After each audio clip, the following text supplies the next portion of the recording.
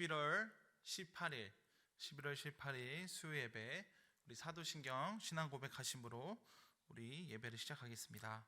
전능하사 천지를 만드신 하나님 아버지를 내가 믿사오며 그 외아들 우리 주 예수 그리스도를 믿사오니 이는 성령으로 잉태하사 동정녀 마리아에게 나시고 본디오 빌라도에게 고난을 받으사 십자가에 못 박혀 죽으시고 장사한 지 사흘 만에 죽은 자 가운데서 다시 살아나시며 하늘에 오르사 전능하신 하나님 우편에 앉아 계시다가 저리로서 산 자와 죽은 자를 심판하러 오시리라. 성령을 믿사오며 거룩한 공회와 성도가 서로 교통하는 것과 죄를 사하여 주시는 것과 몸이 다시 사는 것과 영원히 사는 것을 믿사옵나이다. 아멘. 찬송가 384장 우리 함께 찬송하겠습니다.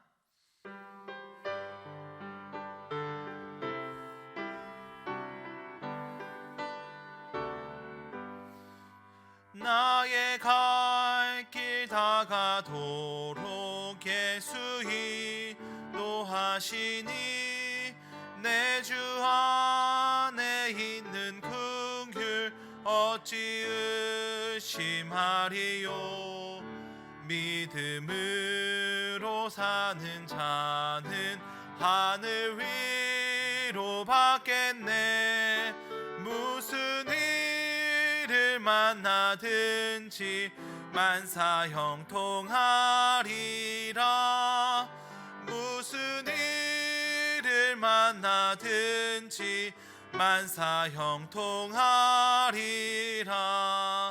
나의 갈 길 다가도록 예수 인도하시니 어려운 일 당한 때도 족하는 해주시네. 나는 심히 고단하고 영혼 매우 가라나 나의 앞에 반석에서 샘물나게 하시네. 나의 앞에 반석에서 샘물나게 하시네. 나의 갈 길 다가도록 예수 인도하시니 그의 사랑 어찌 큰지 말로 할 수 없도다. 성령 감화 받은 영혼 하늘 날아갈 때에 영영 부를 나의 찬송 예수 인도하셨네. 영영 부를 나의 찬송 예수 인도하셨네.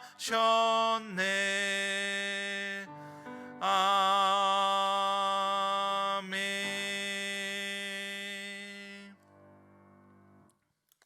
오늘 우리가 함께 나눌 하나님의 말씀은 에베소서 1장 말씀입니다. 에베소서 1장 18절 말씀부터 23절까지 말씀, 에베소서 1장 18절 말씀부터 23절까지 말씀을 우리 한 절씩 교독하도록 하겠습니다. 제가 먼저 18절 말씀 읽겠습니다. 너희 마음의 눈을 밝히사 그의 부르심의 소망이 무엇이며 성도 안에서 그 기업의 영광의 풍성함이 무엇이며 그의 힘의 위력으로 역사하심을 따라 믿는 우리에게 베푸신 능력의 지극히 크심이 어떠한 것을 너희로 알게 하시기를 구하노라. 그의 능력이 그리스도 안에서 역사하사 죽은 자들 가운데서 다시 살리시고 하늘에서 자기의 오른편에 앉히사 모든 통치와 권세와 능력과 주권과 이 세상뿐 아니라 오는 세상에 일컫는 모든 이름 위에 뛰어나게 하시고 또 만물을 그의 발 아래 복종하게 하시고 그를 만물 위에 교회의 머리로 삼으셨느니라. 교회는 그의 몸이니 만물 안에서 만물을 충만하게 하시는 이의 충만함이니라. 아멘. 잠시 기도하겠습니다. 하나님 아버지 감사합니다. 수요일 저녁 우리를 또 예배 자리에 부르시고 또 주님 앞에 나와 또 하나님 앞에 경배함으로 나아가게 하심에 감사드립니다. 우리가 비록 온라인 예배이지만 또 하나님을 예배하는 마음으로 또 하나님을 간절히 찾는 마음으로 이 자리에 나왔사오니 오늘 하나님께서 예배하실 은혜를 부어주시고 또한 이 말씀을 들을 때에 선포하는 자 듣는 자 모두가 한 성령 안에서 은혜 받게 하여 주시옵소서. 나라 안팎으로 많이 혼란한 상황과 또 어려운 상황에 놓여 있습니다.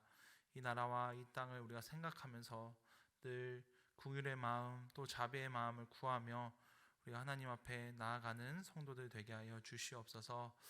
예배 시작하는 시간입니다. 마치는 시간까지 주님께서 함께 해주실 걸 믿으며 예수님의 이름으로 기도드립니다. 아멘.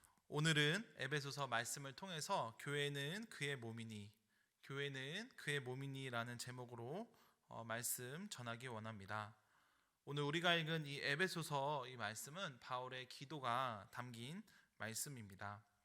오늘 우리가 읽은 이 기도의 이 핵심 부분은 바로 사도 바울이 하나님께서 성도의 눈을 밝히심으로 말미암아 이 성도가 알아야 할 것들에 대해서 이제 기도하는 것이죠. 그래서 이 부르심의 소망이 무엇인지, 성도가 하나님의 기업이 된 것이 무엇인지 알게 하여 달라고 이제 기도했다면, 이제 마지막 세 번째로 이 하나님의 힘의 위력으로 역사하는 것이 무엇인지 알게 해 달라고 기도하는 것입니다.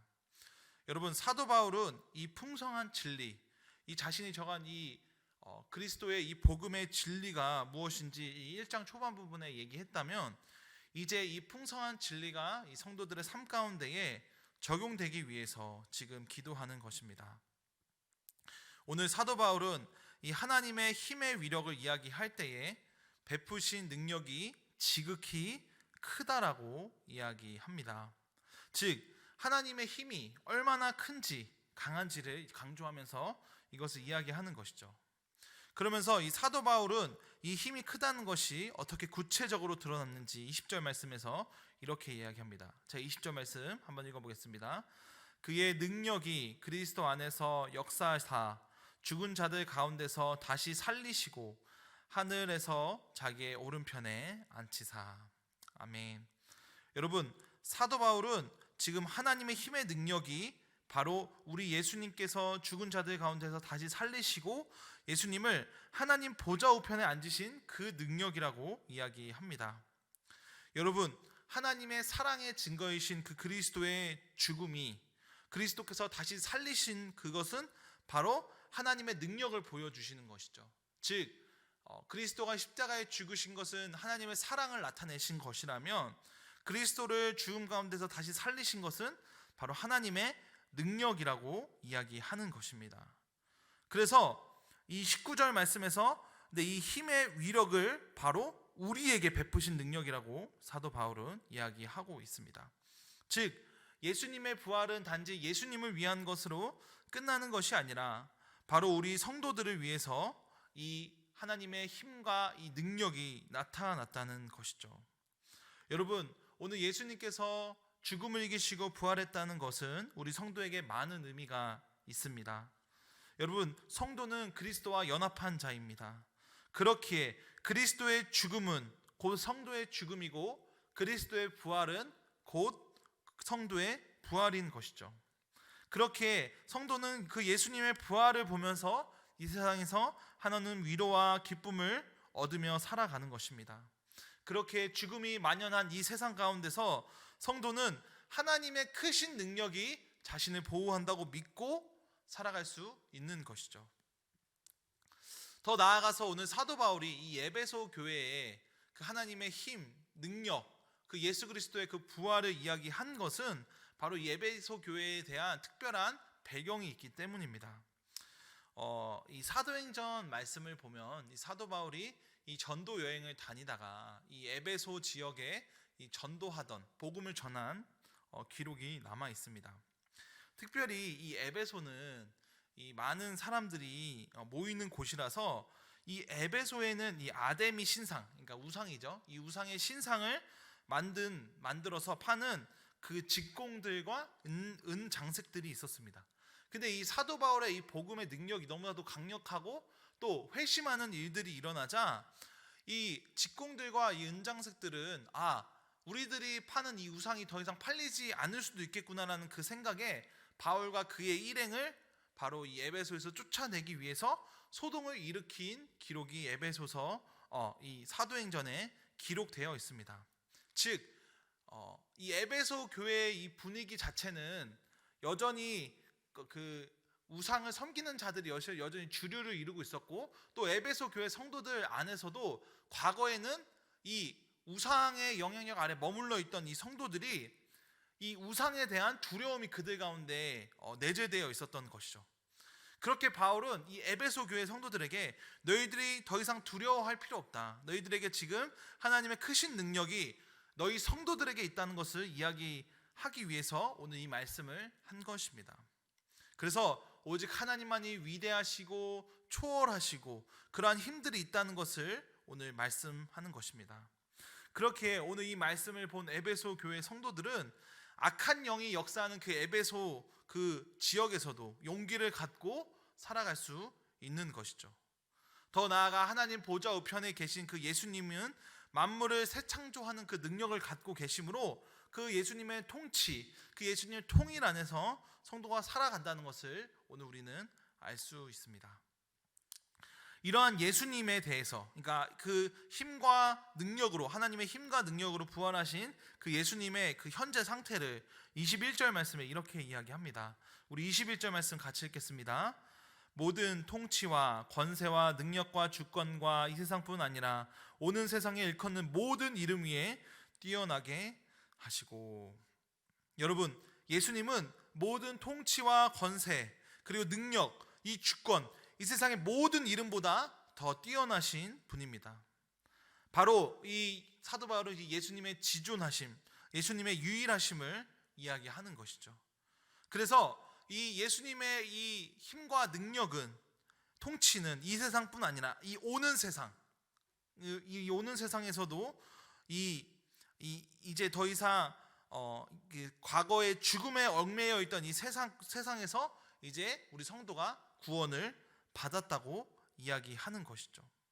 여러분, 그렇기에 우리 예수님께서는 지금 이 사망의 권세가 지배하는 이 세상의 그 사망의 권세를 깨뜨리시고 이 오는 세상, 이 천사들이 지배하는 또 선한 영향력이 있는 그 세상에서도 예수님만이 그 통치와 권세를 갖고 계시다는 것을 이야기하는 것입니다.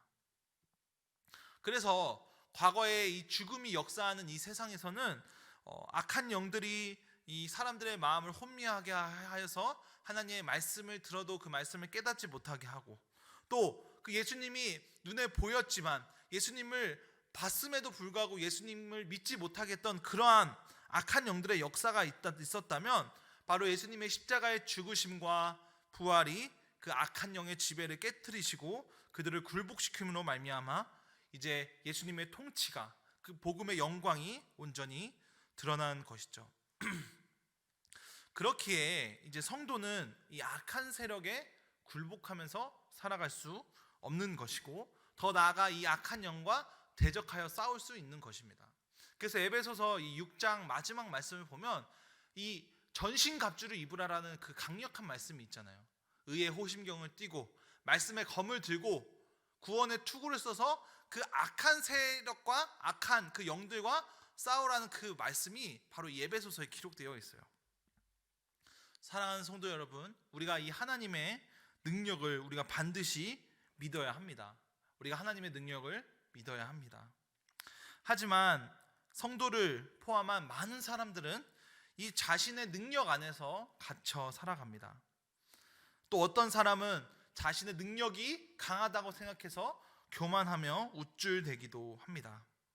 하지만 어떠한 사람이든지, 능력이 있는 사람이든지 능력이 없는 사람이든지 그 모든 사람들은 다 사망 앞에서 아무것도 할 수 없는 존재라는 것을 우리는 반드시 인정해야 합니다. 그래서 이 세상의 논리에서, 세상의 계산에서 우리는 빠져나와서 사망을 이기신 예수님의 능력 앞에서 우리가 엎드리고 겸손히 그분의 능력을 구하는 자들이 되어야 합니다. 그러나 오늘 우리가 이 예수님의 능력에 대해서 우리가 조금 생각해 본다면 예수님의 이 능력은 세상의 관점으로는 전혀 매력적이지 않는 그 능력이었음을 우리는 잘 알고 있습니다.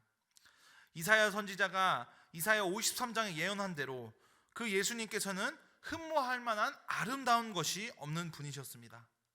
그래서 이 예수님의 이 삶을 우리가 잠시 또 생각을 해보면 예수님의 삶은 어떻게 보면 정말 바보처럼 제자들에게 배신당하고 또 제자들에게 이용만 당하는 그런 모습처럼 보일 때도 있어요. 그리고 그 하나님의 아들이신 그분이 십자가에 무기력하게 죽는 그 모습을 생각해 본다면 우리가 그 예수님에게 그 어떤 능력이 있나 의문이 들기도 합니다. 그러나 그 예수님의 능력은 세상의 관점과 세상의 논리로 설명되는 그 능력이 아니라 바로 약할 때 나오는 능력입니다. 다시 말하자면 이 예수님의 능력은 예수님에게서 나오는 능력이 아니라 바로 하나님을 의지할 때에, 하나님의 뜻을 따를 때에 나타나는 능력이라는 것이죠.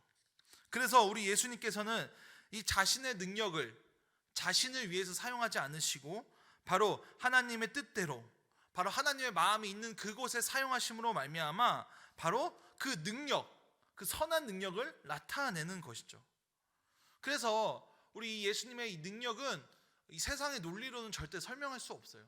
단지 예수님이 사업을 크게 하기 위해서 자신의 이 노후를 위해서 능력을 쓰신 것이 아니라 하나님의 뜻과 이 하나님의 나라의 능력을 쓰시니까 바로 그 예수님이 약할 때에, 예수님이 십자가에 달리실 때에, 예수님이 제자들에게 배신당하실 때에 그때 그 예수님의 진정한 능력이 나온 것이죠. 그렇게 이 예수님의 이 진정한 능력은 바로 하나님께서 주시는 이 능력이셨고 세상의 능력처럼 강함으로 지배하고 억누르는 힘이 아니라 바로 사랑으로 역사하는 능력인 것입니다. 그렇기에 예수님을 믿는 사람은 예수님의 능력을 받을 때에 어떠한 기계적인 힘이 그에게 생기는 것이 아니라 바로 예수님이 성도 사랑하시는 그 사랑이 나의 인격을 변화시키고 나의 삶의 태도를 변화시키고 또 나를 부드럽게 변화시킴으로 말미암아 그 이 자신의 능력을 어떤 남을 지배하고 억압하는 데 사용하는 것이 아니라 그 부드러운 능력으로 하나님을 의지하며 하나님의 뜻을 구하며 사랑으로 섬기면서 능력을 나타내는 것입니다. 여러분, 오늘 우리에게 능력이 있든지 없든지, 오늘 우리가 능력이 없어서 우리가 마음이 연약해지든 우리가 능력이 있다고 생각해서 마음이 우쭐대든지 그러한 것에 주목하지 않으시고 우리 예수님께서 오는 그 능력, 하나님 아버지께서 주시는 그 능력에 마음을 두시고 그것에 주목하시기 바랍니다. 그래서 예수님이 주신 이 선한 능력, 우리 하나님께서 주시는 이 선한 능력으로 교회를 섬기시고 가정을 섬기시는 성도님들 되시길 부탁드립니다. 우리 22절 말씀도 우리 한번 같이 읽어보겠습니다. 22절 말씀입니다. 또 만물을 그의 발 아래 복종하게 하시고 그를 만물 위에 교회의 머리로 삼으셨느니라. 아멘.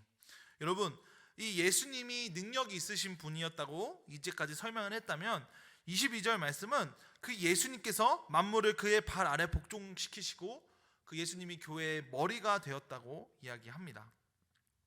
예수님이 만물의 이 발 아래 이 복종하게 하셨다는 것은 바로 이 예수님이 이 세상의 주권자로서 이 세상을 지배하는 그 지배하는 이미지를 보여주는 것입니다. 만물의 창조자이시며 주권자이신 예수님의 모습을 보여줌으로 말미암아 이 세상의 그 악한 영들, 우상들이 아무런 예수님 앞에 대적이 되지 않는다는 것을 이야기하는 것이죠. 그러나 사실 이 예수님께서 이 만물의 이 주권자, 이 지배자가 되신 것은 이 창세기 말씀에도 이 어렴풋이 나와 있습니다.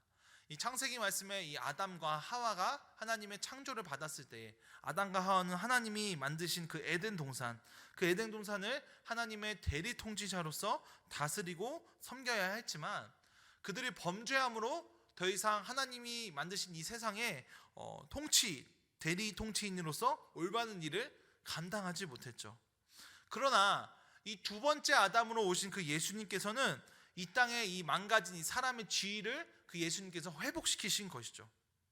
때로는 우리 사람이 그 이 세상과 이 만물에 억눌려 있고 그 세상의 그 자연의 이 지배와 질서에 굴복하는 것 같아 보이지만 예수님이 이 두 번째 아담으로 오심으로 말미암아 예수님이 그 하나님의 그 대리 통치, 하나님의 그 능력과 권세를 온전히 나타내셨다는 것이죠.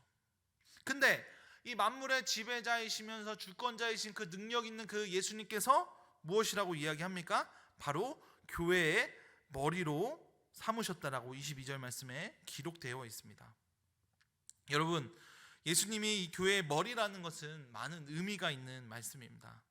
이 머리라는 말은 바로 권위, 지배라는 말을 담고 있으며 또 원천, 근원이라는 말로도 우리가 쉽게 이해할 수 있습니다. 즉, 이 예수님께서 교회의 머리라는 것은 이 교회의 권위, 교회의 원천, 그 근원은 바로 예수 그리스도라는 사실입니다. 여러분, 성도인 저와 저는 우리는 교회로 우리는 존재합니다. 그러나 우리가 이 교회의 머리이신 예수님을 우리가 머리로는 이미 알고 있지만 이것은 우리가 깊이 생각해 보면 우리의 마음을 아주 벅차게 하는 것입니다. 예수님은 교회의 머리로서 교회를 지도하십니다. 그리고 예수님은 교회의 머리로서 예수님이 대장 되셔서 이 세상의 악한 영들과 악한 세력들과 싸우십니다.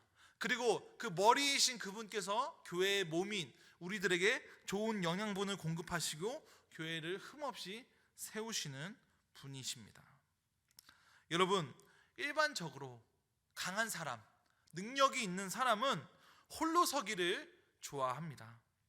그래서 자신의 이 모든 것을 혼자서 결정하고 또 양보하지 않으려 하는 것이 강한 사람의 특징이죠. 하지만 오늘 예수님께서는 만물을 발 아래 두고 계신 분이시지만, 강력하시고 권세가 있으신 분이지만 혼자 존재하지 않으시고 우리를 교회의 몸으로 하고 그분이 교회의 머리로서 존재하기를 기뻐하시는 분입니다. 그렇기에 교회의 머리가 된다는 사실은 우리에게 너무나도 감동스러운 일이죠. 여러분, 사람들은, 우리 죄인된 사람들은 연약한 사람, 더러운 사람, 이런 사람들과 내가 동일시 되는 걸 무척이나 싫어합니다. 과거에 우리나라의 한 지역에 있는 한 섬에서 이 노예 사건이 벌어진 적이 있습니다. 이 노예들을, 이 정신지체가 있거나 장애가 있는 사람들을 이제 자신의 이 염전, 이 소금을 재배하는 그 염전에 가두고 그를 폭행하고 그에게 정당한 대우를 해주지 않으면서 노동을 시키고 또 그에게 정당한 임금을 주지 않는 사건이 있었죠. 그래서 그 사건이 있었는데 그 사건의 이제 충격적인 것은 이 마을 사람들이 그런 노예들이 있는 것을 보면서도 묵인해주고 넘어갔다는 것이에요. 그래서 그것 때문에 그것이 이제 사회에 밝혀지고 많은 사회 논란이 있었어요. 그리고 그 똑같은 그 지역에서 이 여교사, 이 젊은 여교사 한 명이 거기서 이제 발령을 받아서 교사로 근무하고 있는데 이 학부모들에게 이제 성폭행을 당하는 사건이 그 지역에서 일어났어요. 그래서 그 지역은 이 관광 도시로 되게 유명한 도시였는데 그런 노예 사건과 그런 여교사 성폭행 사건이 일어난 이후로 그 지역의 이미지가 완전히 추락하게 된 거예요.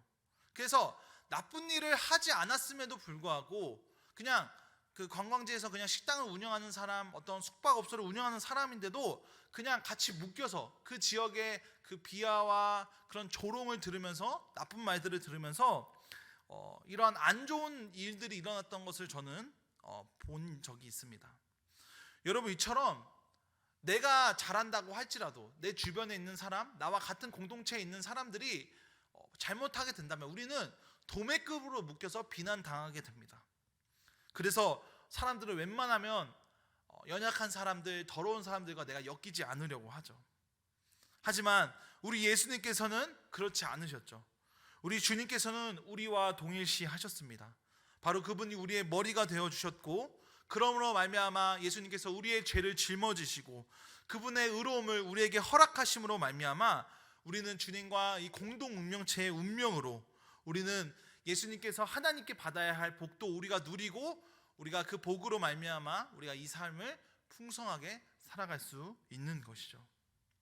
여러분, 그렇기 때문에 우리는 예수님의 그 교회의 몸으로서 그 기쁨을 우리가 누리며 살아가야 합니다. 우리는 머리이신 그 예수님께 생명력을 받아서 살아야 하고 그분의 그 명령에 따라서만 움직여야 합니다. 그래서 교회를 움직이는 것이 만약에 그리스도가 아니고 만약 다른 것이 있다면 우리는 그것들에 대해서 분명히 저항해야 될 필요가 있습니다. 여러분, 이 영국의 이 스코틀랜드를 아시죠? 이 스코틀랜드는 영국의 지배 아래에 있는 이 국가인데, 이 스코틀랜드가 이 장로교가 되게 유명한 그 나라입니다. 특별히 이 종교 개혁이 일어난 뒤에 이 스코틀랜드는 이제 영국의 속국이기 때문에 정치적으로 이 지배를 당하고 있었거든요. 근데 영국의 왕들이 이 스코틀랜드를 온전히 지배하기 위해서 특별히 이 장로교를 엄청나게 핍박을 했어요. 그래서 이 영국에 있는 이 영국교 성공회, 거기는 이제 영국 왕이 자신의 마음대로 이 교회를 지배할 수 있었지만 스코틀랜드의 이 장로교회는 지배할 수가 없는 거예요. 이 장로교회 이 목사들이나 장로들이 이 영국 왕들이 이 스코틀랜드 교회를 지배하려고 할 때마다 늘 저항하고 늘 대항함으로 말미암아 이 그들의 신앙, 그들의 양심을 지키려고 했던 것이에요. 그래서 그들을 핍박하고 그들을 죽였지만 이 스코틀랜드의 이 장로교인들은 그 핍박과 그 어려움들을 이겨낸 것이죠. 이처럼 오늘 우리도 그 스코틀랜드 장로교인들의 그 후손들이 바로 우리입니다. 프로테스탄트가 바로 무엇입니까? 바로 저항하는 자들, 바로 대항하는 자들이란 뜻이 있듯이 우리는 그 장로교인으로서 우리의 머리가 그리스도가 아닐 경우에 우리는 그것에 대해서 대항하고 우리는 그것에 대해서 저항할 수 있어야 합니다. 그래서 교회의 순결함을 지켜야 하는 것이죠. 더 나아가 우리 성도는 이 그리스도를 머리로 하는 교회로서 우리는 각 성도가 한 몸으로 연결되어 있다는 사실, 각 지체가 연결되어 있다는 사실을 인정해야 합니다. 그리스도께서 우리를 위하여 낮아지시고 우리와 동일시하셨던 것처럼 우리도 우리보다 연약한 지체들, 연약한 자들을 우리가 외면하지 않고 그들과 우리가 수준을 같이 하고 그들과 교제를 나눔으로 말미암아 우리가 그 예수 그리스도의 그 마음을 갖고 그들을 섬겨야 한다는 것이죠. 오늘 우리가 이 그리스도로 머리로 한다는 이 교회라는 사실을 기억하시고 우리 성도님들이 이것이 얼마나 중요한 것인지 기억하시기 바랍니다. 우리 마지막으로 23절 말씀 같이 읽겠습니다. 23절 말씀입니다.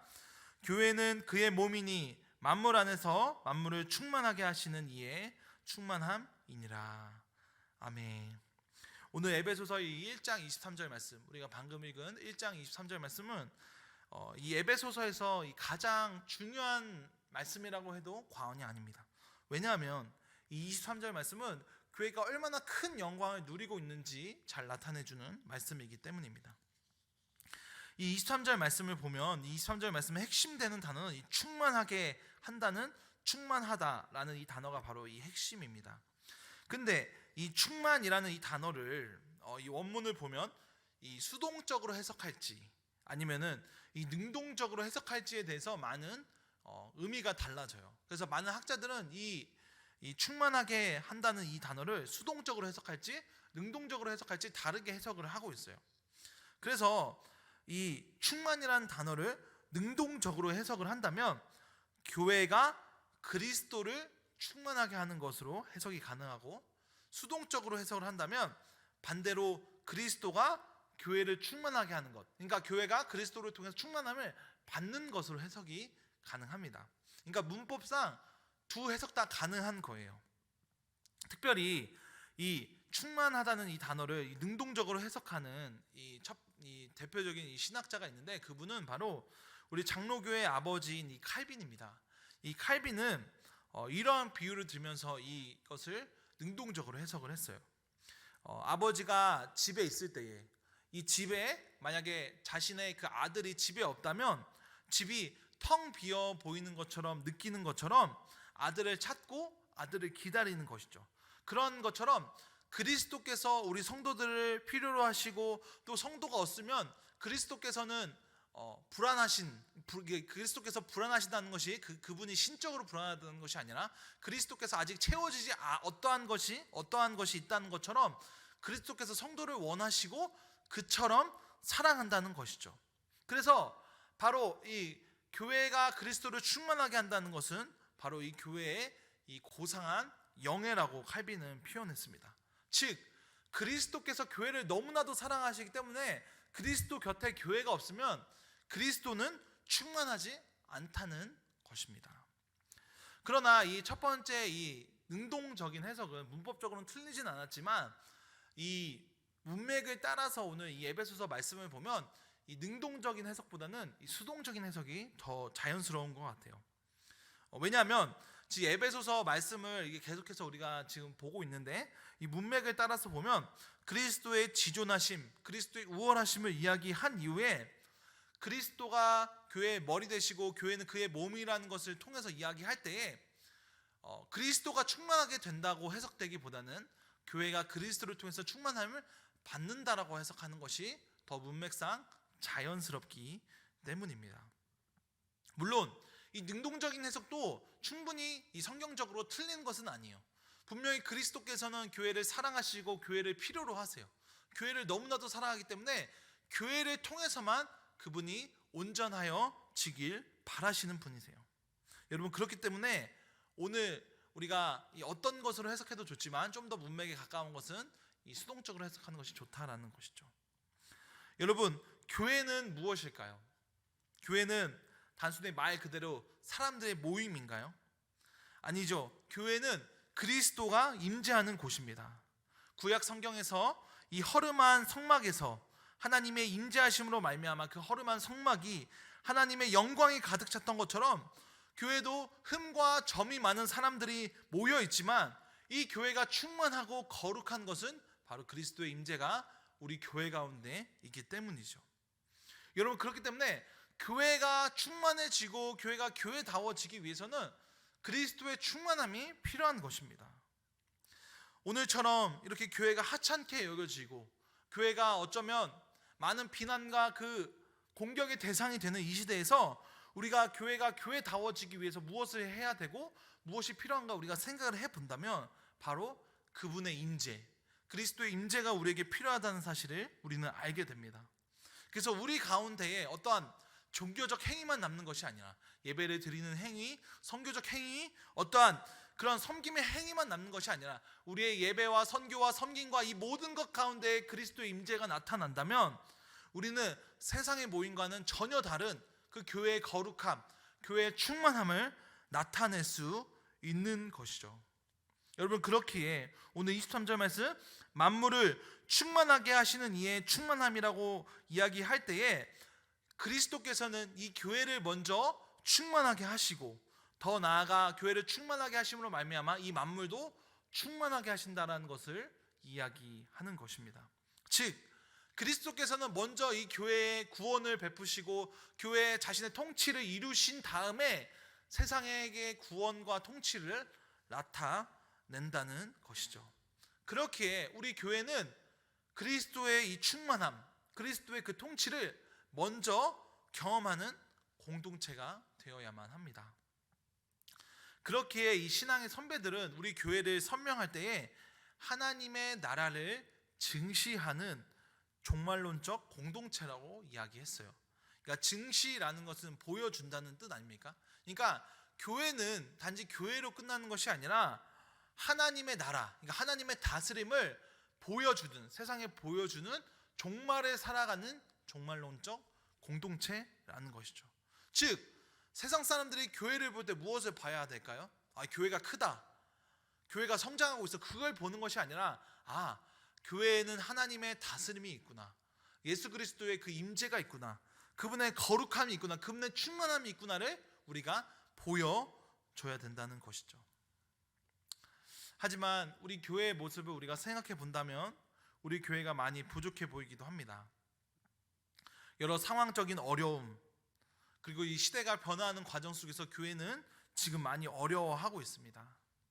그러나 우리 교회에게 늘 충만함을 공급해 주실 우리 주님이 계시기 때문에 우리 교회가 여전히 소망이 있는 것입니다. 우리 교회가 더 충만해지도록, 더 온전해지도록 그리스도께서는 교회에게 끊임없이 은혜를 공급하시고 우리를 깨끗하게 씻어 거룩하게 하시고 흠 없이 우리를 세우실 것을 믿음으로 말미암아 우리는 교회에 대한 소망을 잃지 말아야 됩니다. 사랑하는 성도 여러분, 교회가 더욱더 교회답게 우리가 될 수 있도록 우리 그리스도께 우리 교회를 더욱더 충만케 해달라고 기도하시기 바랍니다. 더 나아가 교회가 이 얼마나 영광스러운 존재인지 깨닫지 못하고 또 교회에 대해서 너무 쉽게 생각했던 나의 모습을 돌아보면서 교회가 얼마나 영광스러운 공동체인지 알고 또 그 교회를 위해서 기도하고 교회를 사랑할 수 있도록 그 사랑의 마음을 부어달라고 기도하시기 바랍니다. 오늘 말씀을 마무리합니다. 오늘 교회에 된 우리 성도는 정말 존귀한 존재입니다. 그렇게 교회인 우리는 혼자 개개인으로 살아가지 않고 그리스도를 머리로 한 그리스도와 연합한 채로 살아갑니다. 그렇게 이 세상의 사망의 권세와 세상의 악한 영들이 우리를 지배하려 하고 우리를 흔들려고 할 때마다 오늘 우리는 사도 바울의 기도를 따라서 하나님의 힘의 위력이 어떠한 것인지 우리에게 베푸신 능력이 지극히 크다는 것을 알게 해달라고 기도해야 합니다. 그것을 통해서 우리가 눈에 보이는 것을 따라 살지 않고 또 우리가 또 손에 잡히는 대로 살지 않고 믿음을 따라 살게 하셔서 우리가 하나님의 크신 능력을 또 그리스도께서 우리와 함께 하심을 믿고 살아가는 그런 성도들 되게 해달라고 기도하시고 또 그렇게 사모하시며 살아가시는 우리 예수사랑교회 성도님들 되시길 부탁드립니다. 우리 이 시간 기도하겠습니다. 하나님 아버지 감사합니다. 오늘 이렇게 수요 예배를 통해서 또 하나님의 말씀을 듣게 하시고 또 오늘 에베소서 말씀을 통해서 우리 교회가 얼마나 영광스럽고 풍성한 그러한 은혜가 있는 영광이 있는 공동체인지 알게 하여 주심에 감사드립니다. 오늘 우리가 우리 혼자 살지 않고 그분을 머리로 하고 또 그분의 통치와 다스림을 따라 세상의 악한 영들과 악한 세력들과 대적하며 싸울 수 있는 공동체라는 사실을 우리에게 알려주심에 감사드립니다. 우리가 우리의 능력과 우리의 힘만을 바라보는 것이 아니라 하나님의 능력이 어떠한 것인지 또 그것이 우리에게 어떻게 역사하는지 우리가 알기 원하오니 우리의 마음의 눈을 열어서 이 하늘의 신비한 이 복들을 우리가 알고 또 누릴 수 있도록 은혜 베풀어 주시옵소서. 오늘 연약하지만 우리와 동일시하셨고 또 우리의 연약함을 또 함께 하시는 그 그리스도를 찬양합니다. 우리가 그분의 다스림을 따라 살게 하여 주시고 더 나아가 우리가 그 은혜와 긍휼을 입었사오니 우리와 함께 지체된 성도들의 그 어려움과 아픔을 우리가 돌아보게 하여 주시고 그들의 연약함들을 우리가 돌아보면서 그리스도의 마음을 우리가 알게 하여 주시고 그리스도를 높일 수 있도록 은혜 베풀어 주시옵소서.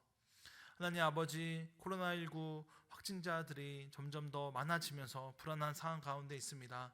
우리 교회를 지키시고 우리 성도들의 가정을 지키셔서 이 어려운 시대를 정말 주님의 은혜로 이겨내게 하여 주시고 우리가 이 남은 한 주간의 삶도 주님의 은혜로 승리하게 하여 주시옵소서. 이제는 우리 구주 예수 그리스도의 은혜와 하나님의 사랑과 성령의 교통하심이 오늘 말씀을 듣고 그분을 머리로 삼고 그 교회의 몸으로 살아가길 기뻐하고 즐거워하는 우리 성도들 머리 위에 이제로부터 영원까지 함께 있을지어다. 아멘.